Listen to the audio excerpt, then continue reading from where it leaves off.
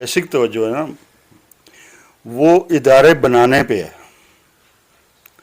हम कोशिश कर रहे हैं कि ज़्यादा से ज़्यादा इदारे बनाएं, एक से नहीं तो दूसरे से, दूसरे से नहीं तो तीसरे से हम काम चला लें, कहीं ना कहीं तो हमारा कोई ना कोई। सीसीडी की जो इब्तिदा है बहुत अच्छी है, इसमें कोई शक नहीं, और जो ये काम कर रहे हैं बहुत अच्छा कर रहे हैं।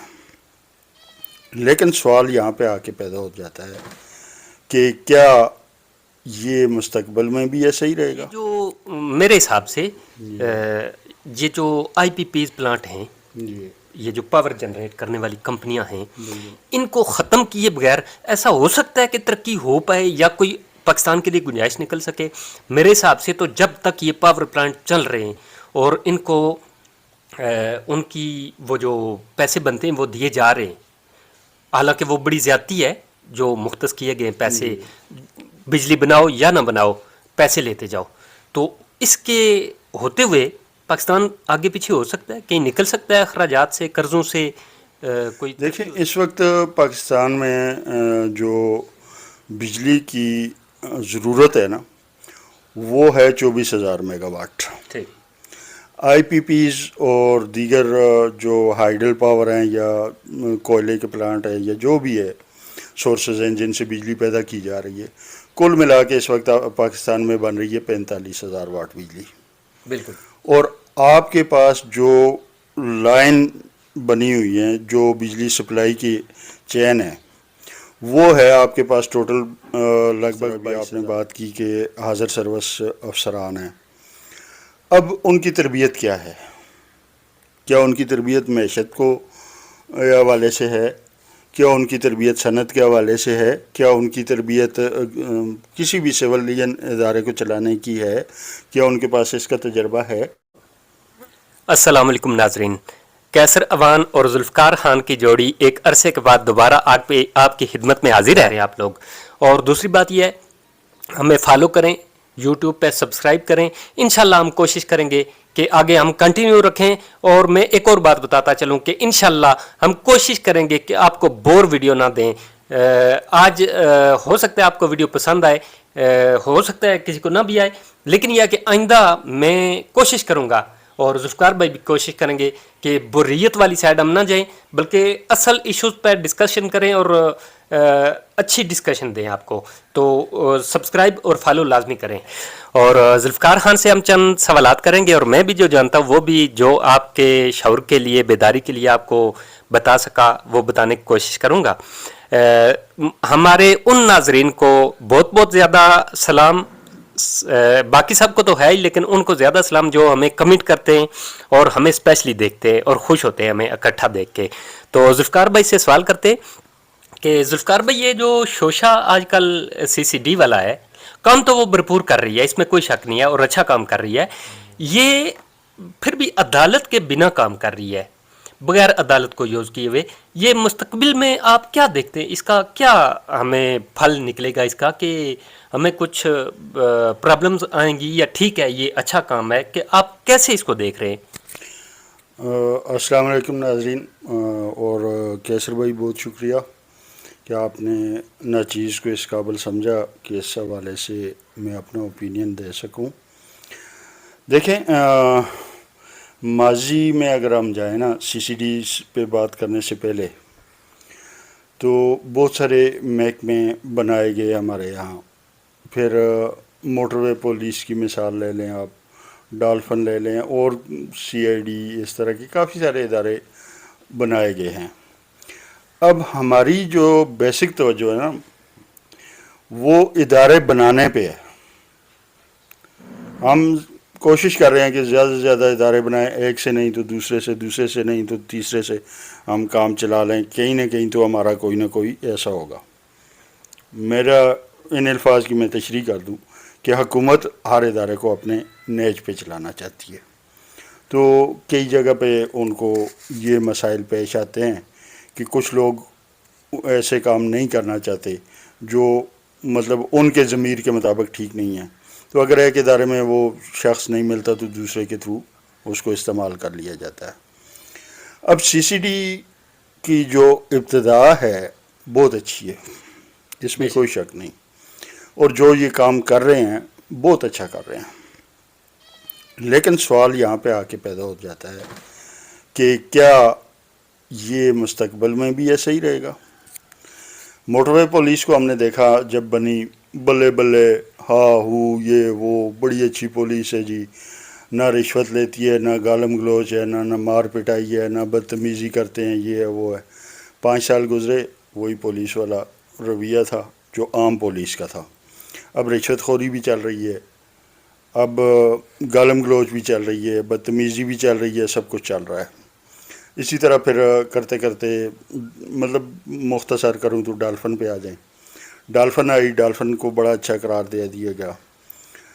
اب میرے اپنے گلی محلے میں ڈالفن والوں نے اتنی رشوت خوری کی ہے کہ میں آپ کو اس کے پروف بھی دے سکتا ہوں، سب کچھ کر سکتا ہوں، میری آنکھوں کے سامنے واقعات ہوئے ہیں۔ تو مین مقصد یہ نہیں ہوتا کہ آپ نے ادارہ بنا دیا ہے، ادارے کے اوپر، اور خاص طور پہ وہ ادارہ جس کے اوپر کوئی چیک اینڈ بیلنس نہیں، جس سے پوچھ گچھ نہیں کہ یہ قدم تو ہم نے اٹھایا ہے تو کیوں اٹھایا ہے، اس کی وجوہات کیا ہیں۔ جب ایسے ادارے وجود میں آتے ہیں تو وقتی طور پہ شروع میں وہ کارکردگی دکھاتے ہیں بغیر بلا شک و شبہ، لیکن جب تھوڑے سے پرانے ہو جاتے ہیں پھر بیسک چیز ہم نے یہ دیکھنی ہے کہ یہ لوگ آئے کہاں سے۔ اسی پولیس سے آئے ہیں نا جس کو آپ کرپٹ، تراشی، فلاں فلاں فلاں فلاں بہت سارے القابات سے نوازتے ہیں، وہیں سے اٹھا کے لائے گئے ہیں۔ بالکل بیسک تربیت ان کی وہی ہے۔ ایک بندے کو آپ نلا دلا کے اچھے کپڑے پہنا کے بٹھائیں گے، وہ اس کا دھلا دھلایا چہرہ یا اس کا سجا سنورا روپ وہ کتنے عرصے تک برقرار رہے گا؟ آخر جو اس کی خصلت میں ایک چیز پیدا ہو چکی ہے، ایک چیز اس کی خصلت بن چکی ہے سسٹم کے سسٹم کے اندر رہتے ہوئے، ٹھیک تو اس نے باہر پھر آنا ہی آنا ہے۔ ٹھیک تو کل کو یہی سیاسی مخالفتیں دور کرنے کے لیے، سیاسی انتقام کے لیے اور اس طرح کے اقدامات کے لیے یہ استعمال ہوگا، مجھے یہ خدشہ ہے۔ میں ذاتی طور پہ اس بات کا قائل ہوں۔ اس وقت 99.9% لوگ سراہ رہے ہیں اس کو، لیکن میری آج کی بات، بے شک یہ کلپ آپ سیو کر کے رکھ لیں، نوٹ کر لیں، 2 سال بعد، سال بعد، 3 سال بعد میں آپ کو اسی کلپ کے حوالے سے پوچھوں گا کہ ہاں جی بتائیں مجھے سی سی ڈی کی کارکردگی اب کیا ہے۔ اچھا، اس میں ایک اور بڑی پرابلم ہے کہ کوئی ظاہری طور پہ آئین میں یا اس کے اختیارات میں کہیں بھی کوئی تعین نہیں کیا گیا کہ یہ دیکھیں نا، دوسرے ادارے بھی ہیں نا، اس کا کہاں تک تعین ہے، دوسرے ادارے کا کہاں تک ہے، کوئی حدود و قیود اس کی کوئی کنفرم نہیں ہے نا۔ یہی چیز ہے نا کہ کوئی قانون نہیں بنایا گیا، کوئی اس کے رولز ریگولیشن نہیں بنائے گئے، کوئی ایسے ہی مطلب فریم اور لائے عمل نہیں بنایا گیا کہ آپ نے کن حدود و قیود کے اندر رہنا ہے۔ یہ ہوم ورک کی کمی ہے، یہ جلد بازی ہے، یہ کیا چکر کیا ہے؟ یہ صرف ایک وقتی نام بنانے کے لیے ایک چیز ذہن میں آئی، رات کو خواب آئی، صبح اٹھ کے اس کو امپلیمنٹ کر دیا گیا۔ میں تو اس کو یہ سمجھ، چلے وقت کی کمی ہے، ذرا اور بھی ایشوز ہیں، مہنگائی کا اور بلوں کا بھی ایشو ہے۔ سب سے پہلے بل ڈسکس کر لیتے ہیں۔ بل بڑے ظلم کے آ رہے ہیں۔ بلوں کے حوالے سے یہ ہے کہ دیکھیں، سب سے پہلی تو پاکستانی قوم کے ساتھ سب سے بڑی زیادتی جو ہے کہ 200 یونٹ تک آپ کا جو بل آ رہا ہے وہ تقریباً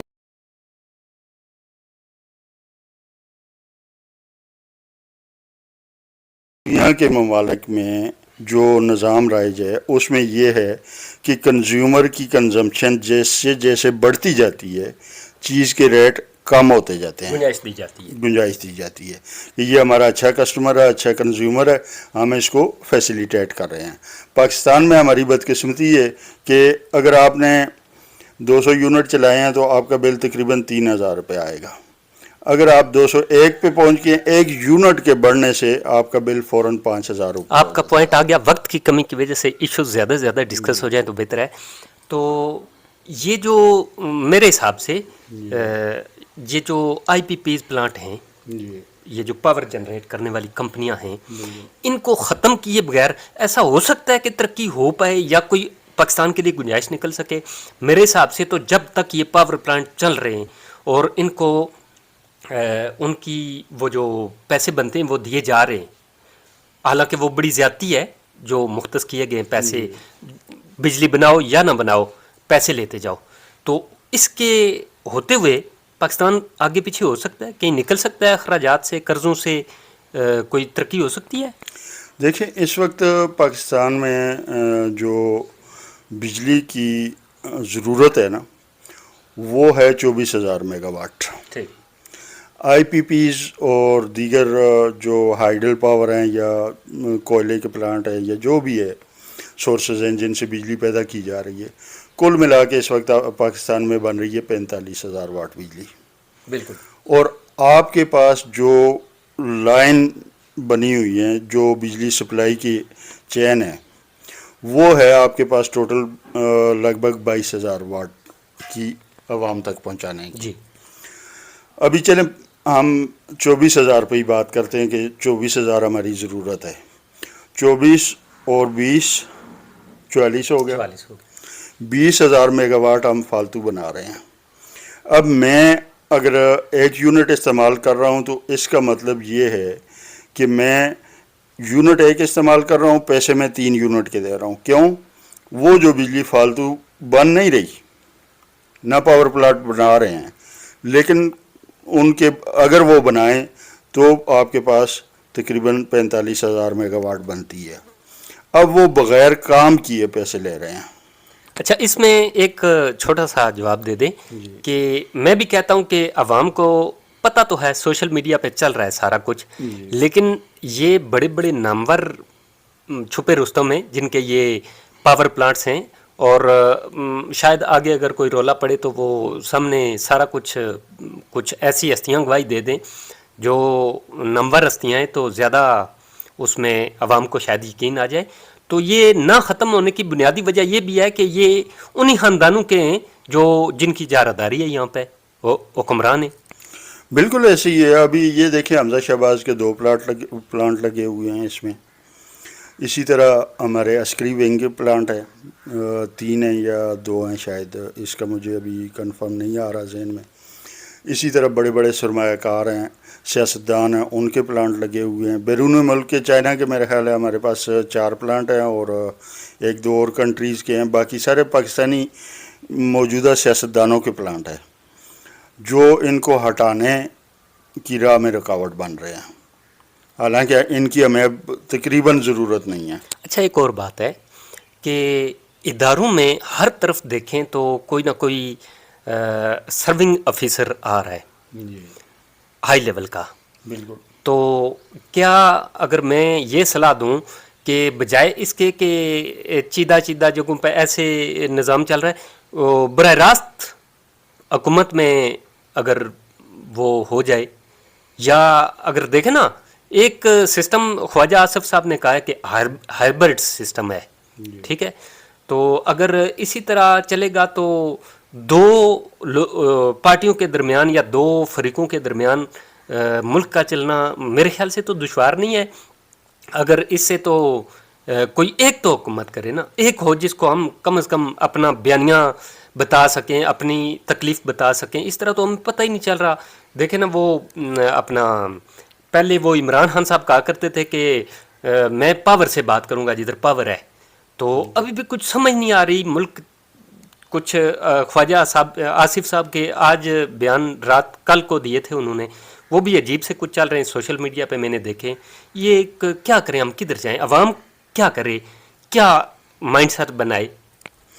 देखें बेसिक मसला ये है ना कि जिन लोगों को इदारों का सरबराह बनाया जा रहा है, बकौल जिस तरह भी आपने बात की कि हाज़िर सर्विस अफसरान हैं, अब उनकी तरबियत क्या है? क्या उनकी तरबियत मैशत को हवाले से है? क्या उनकी तरबियत सनत के हवाले से है? क्या उनकी तरबियत किसी भी सिविलियन इदारे को चलाने की है? क्या उनके पास इसका तजर्बा है?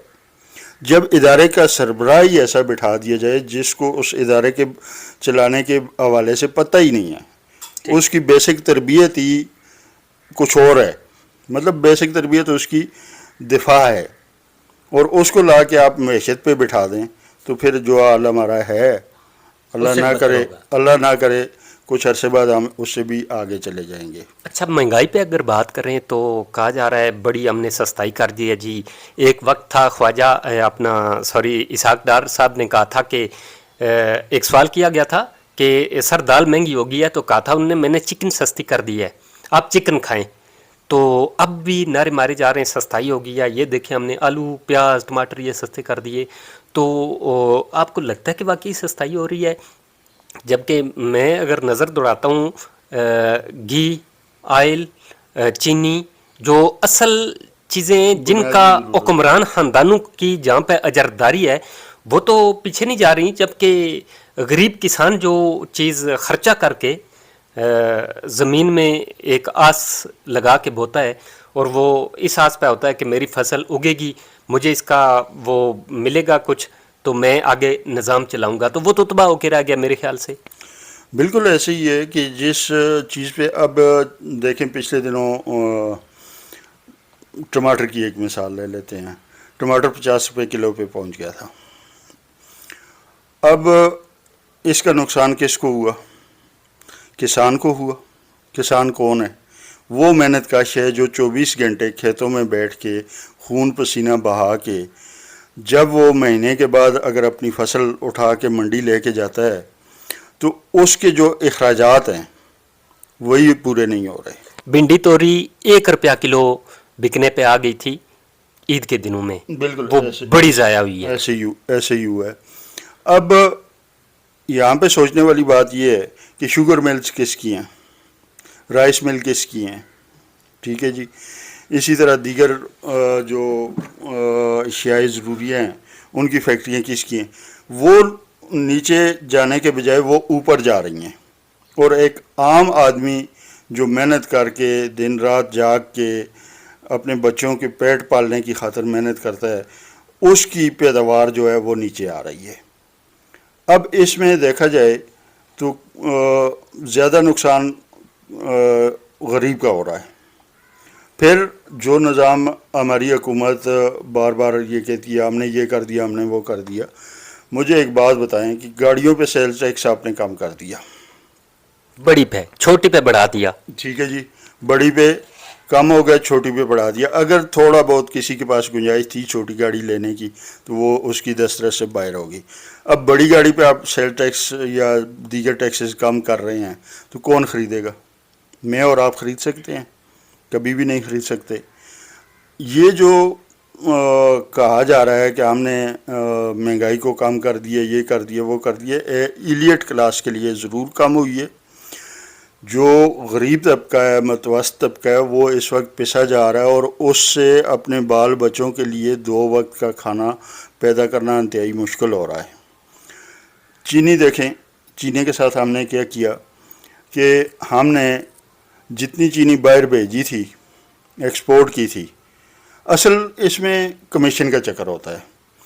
باہر بھیجی، ہم نے کمیشن کھایا، حالانکہ ادارے کہہ رہے تھے کہ جو چینی آپ کے پاس پڑی ہے وہ آپ کی ضرورت کے لیے پوری ہے، آپ اس کو باہر ایکسپورٹ نہ کریں. اب باہر بھیج دی، وہاں سے کمیشن کھایا. اب باہر سے پھر ہم اتنی ہی مقدار میں چینی واپس لا رہے ہیں. اب پھر ہم نے کمیشن کھانا ہے.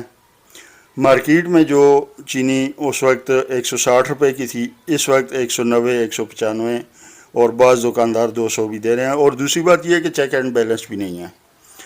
ایک محلے میں اگر 3 دکانیں ہیں، تینوں کا اپنا ریٹ ہے. ہم لوگ صرف ایک ہی مقصد جو ہم نے اپنا قومی فریضہ بنا لیا ہوا ہے ہماری حکومت نے، ہمارے اداروں نے، اسی کے پیچھے ہیں کہ ہم نے صرف ایک کو دبانا ہے، باقی عوام جائے پہاڑ میں. جو بھی ہوتا ہے عوام کے ساتھ عوام بھگتے گی.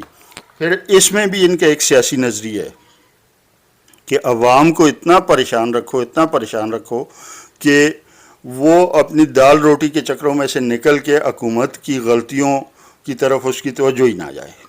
سب سے بڑا مقصد ان کا یہ ہے اس وقت. میں یہی کہہ رہا ہوں کہ عوام اس ٹائم جتنی مشکلات کا شکار ہے، اللہ جانتا ہے کہ اتنی تو سن 1947 میں بھی نہ تھی.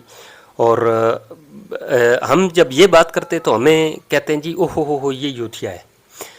बाखुदा हमारी तनकीद का मकसद ये नहीं होता कि हम किसी के चेले हैं।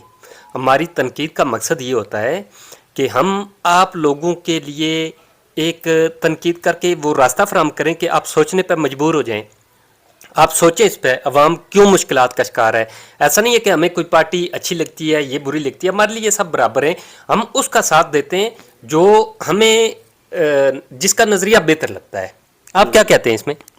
बिल्कुल वैसे ही है। अब देखें, इसमें ये है कि कहते हैं जी मौजूदा हुकूमत पे तनकीद ना करो। अब मैं आपको इसकी 2-3 मिसालें छोटी छोटी सी जल्दी में दे दूं। अभी मुहर्रम के 10 दिनों में यकम मुहर्रम से ले के 10 मुहर्रम तक वज़ीर आला पंजाब मरीम नवाज़ की ज़ाती तशहीर पे अवाम के खून पसीने की कमाई के टैक्स के पैसों में से ज़ाती तशहीर पे कितने अरब खर्च हो गया जी? 10 अरब रुपया 10 दिनों में। एक चीज़। दूसरा जो मुझे सबसे एक चीज़ चुभी है वो ये है कि इस वक्त पाकिस्तान के नहीं, सॉरी, पंजाब के 2705, ये नोट कर लें, अगर मैं गलत हूँ तो मेरी कमेंट में आप तो सही कर सकते हैं। 2705 इदारे ऐसे बना दिए गए हैं। इदारों के नाम मरीम नवाज़ नवाज़ शरीफ, मरीम नवाज़ नवाज़ शरीफ, मरीम नवाज़ नवाज़ शरीफ। अब ये इदारे बने हैं अवाम के टैक्स के पैसों से। इनका नाम रखना है शोहदा के नाम पे रखें, जिन्होंने मुल्क को कौम के लिए कुर्बानियाँ दी हैं। उन हीरोज़ के नाम पे रखें जिन्होंने पाकिस्तान बनाने में अहम किरदार अदा किया। मुझे बताएं, मरीम नवाज़ नवाज़ शरीफ ने अगर कुछ किया है तो अपनी ज़ात के लिए किया, अवाम के लिए कुछ भी नहीं किया आज तक इस तारीख़ में। लंदन में फ्लैट इन्होंने बनाए, बाहर के मुल्कों में इसराइल तक इनके कारोबार फैले हुए हैं। फिर हम कहते हैं कि ये हो गया वो हो गया। जब जायज़ बात आप करोगे तो आपको फिर निशाना बनाया जाता है कि जी आप फ़लाँ से तल्लुक़ रखते हो, आप फ़लाँ से तल्लुक़ रखते हो।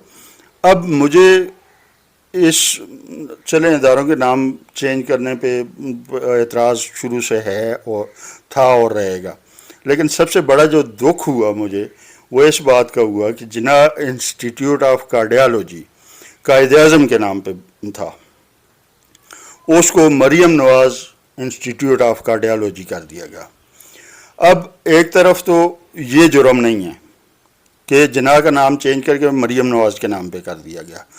9 मई को कोर कमांडर हाउस पे जो भी हुआ उसमें सच क्या है झूठ क्या है उस तरफ हम जाते ही नहीं, लेकिन कोर कमांडर हाउस पे जो मैं उसकी थोड़ी सी हिस्ट्री भी शो कर दूं, कायद-ए-आज़म ने ख़रीदा ज़रूर था, लेकिन एक रात उसमें उनको रहना नसीब नहीं हुआ। उसी वक्त आर्मी ने उसको अपने अंडर कर लिया था। एक रात क्या किया, 1 घंटा भी उनको उसमें रहना नसीब नहीं हुआ। पहले वो कोर कमांडर हाउस था, 9 मई का वाक़या हुआ, वो जिन्ना हाउस बना दिया गया। लोगों के जज्बात से खेला जा रहा है। लोगों को जज्बाती तौर पे ये समझें कि ब्लैकमेल किया जाता है। यहाँ अपना मफाद था तो जिन्ना से मरीम नवाज़ हो गया, वहाँ अपना मफाद देखा तो कोर कमांडर हाउस से जिन्ना हाउस हो गया। तो ये अवाम के साथ खेल रहे हैं, अवाम को बेवकूफ़ बनाने की वही 90-80 वाली दहाई में जी रहे हैं। अब सोशल मीडिया, अल्लाह के बंदो, जो करते हो सोच समझ के करो। हर एक के पास ऐसा आला आ चुका है जिसने हर बंदे के शऊर को बेदार किया हुआ है। तो मैं तो यही कहूँगा कि ये अवाम के साथ खेलना बंद करें, अवाम के लिए सोचना शुरू करें।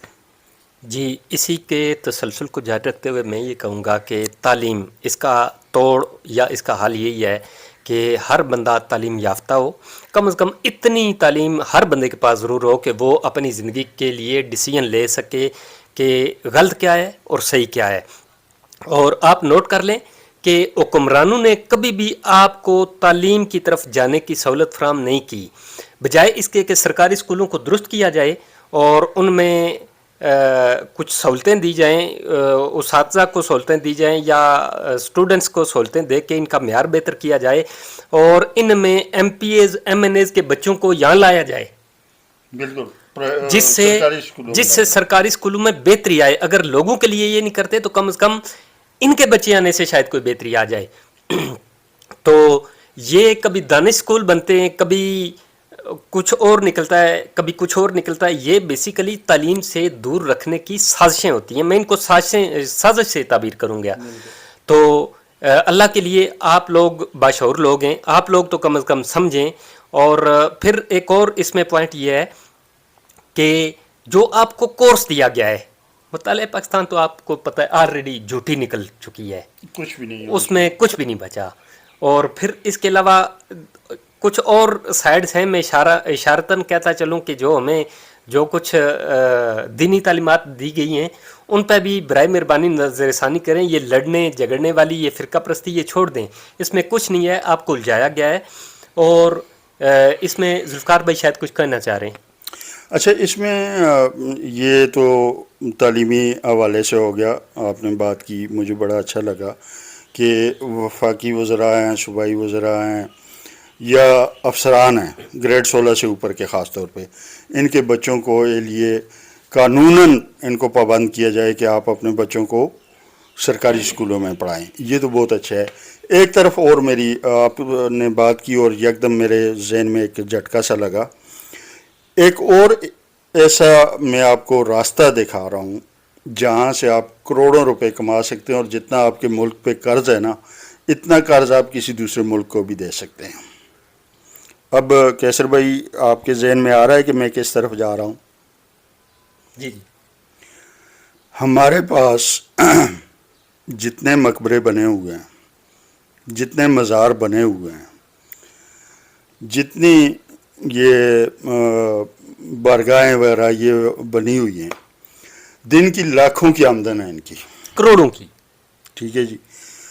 اور ان کی اتنی آمدن ہے کہ وہ لوگ جو کل کو روٹی کے لیے ترستے تھے، آج وہ فارچونرز میں گھوم رہے ہیں. اتنی آمدن ہے کہ انہوں نے ورکر ہائر کیے ہوتے ہیں صرف پیسے سیدھے کرنے کے لیے اور گننے کے لیے. بالکل بالکل ایسے ہی ہے. وہاں مشینیں بھی کم پڑ جاتی ہیں سینکڑوں کے حساب سے. میں اب کسی دربار کا نام نہیں لینا چاہتا، میں نے اپنی آنکھوں سے دیکھا ہے کہ 250-300 بندہ بیٹھ کے صرف شام کو گن رہا ہوتا ہے کہ یہ اتنی آمدن ہوئی ہے. اگر ان سب کو ایک ادارہ بنا کے ان کی تحویل میں دے دیا جائے، اور یہ پیر و مرشد اور یہ لوگ جو ہیں ان کی ہماجگاہ بنانے کے بجائے اس کو سرکاری طور پہ تحویل میں لے کے اگر آپ اس پیسے کو عوام کے لیے خرچ کرنا چاہیں. تو یہ آپ محکمہ اوقاف سے آپ مطمئن نہیں ہیں؟ محکمہ اوقاف کیا کر رہا ہے؟ اس نے آج تک یہ درباروں سے وہ بھی ایک اس حساب سے کر رہے ہیں کہ وہ دونوں کو خوش رکھ رہے ہیں، اپنا نظام بھی چلا رہے ہیں، ان پیر و مرشد کے بھی نظام چلا رہے ہیں. تو پھر بات تو وہی CCD والی آ گئی کہ ایک اور ادارہ کریٹ کر دیا جائے، ادارے کے اوپر ایک اور ادارہ. تو پھر نہیں، ادارہ کریٹ کرنے کی ضرورت نہیں ہے. دیکھیں، میں اس حق میں نہیں ہوں کہ نئے نئے ادارے بنائے جائیں، عوام کے ٹیکس کے پیسے کو ادھر مزید دکھیلا جائے. اچھا، ان کو اپ ڈیٹ کیا جائے. اب اسی محکمہ اوقاف کو یکمشت، جس طرح وہ کہتے ہیں نا کہ ہٹلر نے کرکٹ ٹیم کو ہارنے پہ لائن میں کھڑے کر کے گولی مار دی تھی. میں گولی مارنے کا تو مشورہ نہیں دیتا، لیکن ان کو یکمشت ہٹا دیا جائے، ان کی جگہ پہ ایسے لوگوں کو لایا جائے جو نیو جنریشن ہے. اچھا، ایک اس میں وہی بات سے بات نکلتی جاتی ہے. ہم کیا کرتے ہیں، ہم پرانے بڈھے کھوسٹ لوگوں کو اٹھا کے 70 سال سے اوپر عمر ہے، 60 سال سے اوپر ہے، جس میں کہا جاتا ہے کہ آپ کی عقل ایک بچے کی عقل جتنی ہو جاتی ہے، ان کو اٹھا کے اداروں کا سربراہ بنا دیتے ہیں، ان کے ہاتھ میں فیصلے کرنے دے دیتے ہیں.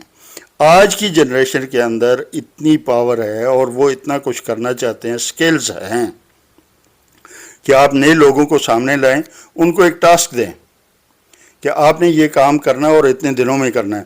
وہ آپ کو کر کے دکھائیں گے اور ان لوگوں سے بہتر کر کے دکھائیں گے جن کو آپ سرکاری طور پہ اٹھا کے ایک جگہ سے دوسری جگہ، دوسری جگہ سے دوسری جگہ. اب مطلب باتوں باتوں میں بات آ جاتی ہے. ایک ادارے کا ایک سربراہ ریٹائرڈ جج کو لگایا گیا اور اس کی عمر اتنی ہو چکی تھی کہ مطلب وہ کئی بیماریوں کا شکار بھی تھے. جس دن ان کا تقرر ہوتا ہے اس کے تیسرے دن ان کی ڈیتھ ہو جاتی ہے. جی جی، یہ تو ہمارے یہاں میرٹ ہے. جی میری بھی سفارش یہی ہے کہ میرا خیال ہے 25 سے لے کے 45 سال کے درمیان کی عمر کے لوگوں کو لگایا جائے. اس سے اوپر کی ایج کے لوگ چونکہ بڑا اور بچہ بڑا کہتے ہیں کہ بچہ ہو جاتا ہے زیادہ عمر کا آدمی, بالکل ایسے ہی. تو میرے خیال سے یہ بزدلانہ فیصلے کرنے پہ پھر وہ مجبور ہوتے ہیں, ان کا جو سوچنے کا انداز ہے وہ ایسا ہو جاتا ہے قدرتی. تو ذوالفقار بھائی بالکل ٹھیک بات کر رہے ہیں کہ یہ ریٹائر لوگوں کا یہ رواج چھوڑیں, نئی جنریشن کو موقع دیں جو ملک کو آ کے سنبھالے, ملک کو سیدھا کرے, ورنہ یہ حالات جو کہ تو ہی رہیں گے اور یہ جو ابھی نفس و نفسی کا عالم یہ ختم نہیں ہوگا. دیکھیں کیسر بھائی, ہر چیز کی ایک لمٹ ہوتی ہے نا, اسی طرح ایج کی بھی ایک لمٹ ہے. جب آپ 60 سال سے اوپر ہو جاتے ہیں, 55-60 سال کی حد ہوتی ہے آپ کی ڈیسیژن میکنگ کے لیے. جب اس سے آپ اوپر چلے جاتے ہیں آپ ڈیسیژن میکر نہیں رہتے, اس میں کئی چیزیں آ جاتی ہیں. گھریلو طور پہ آپ کی وہ اہمیت نہیں رہتی, معاشرے میں آپ کی وہ اہمیت نہیں رہتی, جو دیکھے گا بولے گا یہ بوڑھا کیا کرے گا. ٹھیک ہے جی, ایک تل حقیقت ہے. یہ ایک تلخ حقیقت ہے. حالانکہ بزرگ شہریوں کو ہمیں عزت دینی چاہیے اور وہ عزت کے حقدار ہیں. انہوں نے آج تک ہمیں اس مقام تک اگر پہنچایا ہے تو ہمارا بھی کام بنتا ہے ان کو عزت دیں, نہ کہ پاور دیں. عزت دینا ایک الگ بات ہے, ڈیسیژن میکنگ ان سے لینے کی ضرورت نہیں رہتی, کیونکہ میڈیکل سائنس بھی یہی کہتی ہے. عمومی آپ جو سروے ہیں وہ بھی اٹھا کے آپ دیکھ لیں کہ 55-60 کے بعد انسان کی ڈیسیژن میکنگ کی صلاحیت ختم ہونا شروع ہو جاتی ہے اور وہ ڈیسیژن کرنے کے قابل نہیں رہتا. وہ اس چیز کے لیے دوسروں کا محتاج ہوتا ہے. پھر کیا ہوتا ہے, ہمارے ہاں تو چلتی ڈکٹیشن ہے, عدالتیں تک ڈکٹیشن پہ چل رہی ہیں, ادارے تک ڈکٹیشن پہ چل رہے ہیں. اوپر سے آرڈر آیا, یس سر, سائن مارے اور آگے کر دیے. یہ نہیں سوچنا ہے کہ یار میں جس آرڈر پہ سائن کر رہا ہوں, یہ دیکھنا بھی گوارا نہیں کرتے کہ اس پہ لکھا کیا ہے. اوپر سے آیا ہے تو اپروو ہو گیا ہے. اب جب نوجوان نسل آئے گی وہ اس چیز کو دیکھے گی, وہ ڈیسیژن میکنگ کرے گی, پھر وہ اس پہ سوچے گی کہ میں نے یہ کام کیا, اس کا یہ فائدہ ہوگا, اس سے قوم کو یہ فائدہ ہوگا, اس سے میرے ادارے کو یہ فائدہ ہوگا, تو وہ لوگ اس لائن پہ چلیں گے. وہ رٹی رٹائی لکیر کے فقیر بن کے نہیں چلیں گے. تو اس لیے میں اس چیز کی بھرپور سفارش کروں گا کہ آپ نوجوان نسل کو آگے آنے دیں, ریٹائرڈ لوگوں کو ریٹائرڈ ہونے دیں, ان کو پینشن دیں, ان کو جو ان کی مراحت بنتی ہیں وہ والی دیں, جو ان کا حق بنتا ہے. لیکن ان کو عزت بھی دیں, سب کچھ دیں, لیکن پاور ڈیسیژن لینا, ان سے ڈیسیژن میکنگ کروانا یہ چھوڑ دیں. تب ہمارا ملک جا کے آگے چلے گا. دیگر ممالک میں آپ دیکھیں, ہمارے جتنے سیاستدان ہیں یا ڈیسیژن میکر ہیں, ان کے مقابلے میں آپ کسی بھی ملک میں اٹھا کے دیکھ لیں, آپ کو ینگ طبقہ زیادہ نظر آئے گا. اور یہ لوگ ریٹائرمنٹ کے بعد اگر مشورے دیتے بھی ہیں تو وہ ایک الگ بات ہے. ان سے مشورہ کرنا ان کے تجربے کے حساب سے وہ ایک الگ چیز ہے, وہ ہونا چاہیے, وہ جاری ساری رہنا چاہیے. لیکن ان کو ڈیسیژن میکر بنانا یہ ہمارا پیچھے رہنے کی ایک سب سے بڑی وجہ ہے. ماشاءاللہ جی, بہت ہی زبردست پوائنٹس اٹھائے ذوالفقار بھائی نے, اور میں آپ سے اپیل کرتا ہوں کہ انہوں نے جو پوائنٹ اٹھایا عدالتی نظام کا, اس پہ آپ لوگوں نے اسپیشلی کمنٹ کر کے ہمیں بتانا ہے کہ کیا آپ موجودہ عدالتی نظام سے مطمئن ہیں یا نہیں ہیں. اگر نہیں ہیں تب بھی لکھیں, اگر ہیں تب بھی ہمیں بتائیں تاکہ ہم ایک اپنا ذہنی طور پہ اندازہ کر پائیں کہ آپ لوگ کی سوچ کیا ہے, کدھر جا رہے ہیں آپ لوگ. اور دوسری بات یہ ہے, ہمیں فالو کریں, یوٹیوب پہ سبسکرائب کریں. انشاءاللہ ہم کوشش کریں گے کہ آگے ہم کنٹینیو رکھیں. اور میں ایک اور بات بتاتا چلوں کہ انشاءاللہ ہم کوشش کریں گے کہ آپ کو بور ویڈیو نہ دیں. آج ہو سکتا ہے آپ کو ویڈیو پسند آئے, ہو سکتا ہے کسی کو نہ بھی آئے, لیکن یہ کہ آئندہ میں کوشش کروں گا, اور ذوالفقار بھائی بھی کوشش کریں گے کہ بوریت والی سائڈ ہم نہ جائیں, بلکہ اصل ایشوز پہ ڈسکشن کریں اور اچھی ڈسکشن دیں آپ کو. تو سبسکرائب اور فالو لازمی کریں. اللہ حافظ.